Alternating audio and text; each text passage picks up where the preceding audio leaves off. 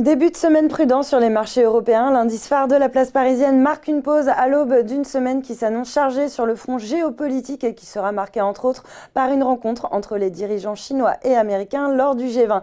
Le marché reste également attentif à l'évolution de la situation entre l'administration Trump et l'Iran, quelques jours après la destruction d'un drone américain par un missile iranien dans la région stratégique du Golfe. Enfin, sur le front économique, les investisseurs ont suivi avec attention les dernières déclarations de Trump à l'encontre de la Fed qu'il qualifie d'enfant têtu avec ses hausses de taux inutiles. Côté valeur, Carrefour a annoncé la vente d'une participation de contrôle de sa filiale en Chine déficitaire au groupe chinois Suning.com. Un premier pas donc vers le désengagement de Carrefour en Chine. L'opération en numéraire valoriserait Carrefour Chine à 1,4 milliard d'euros.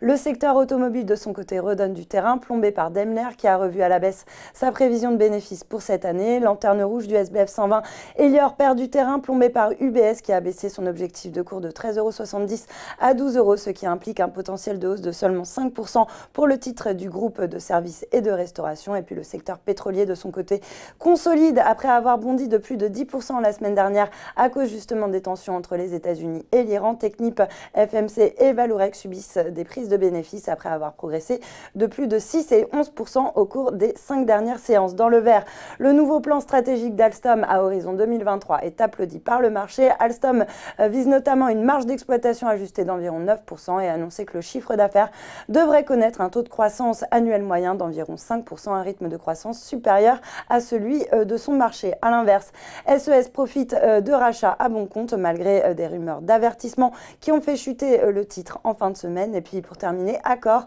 qui continue de profiter d'une note positive de Bernstein qui a relevé son opinion à surpondérer avec un objectif de cours rehaussé de 10% à 44 €. Le bureau d'études souligne que la décote de valorisation de 25% d'Accor par rapport à celle de ses pairs est injustifiée. Voilà, c'est tout pour ce soir, mais n'oubliez pas, toute l'actu éco et finance est sur Boursorama.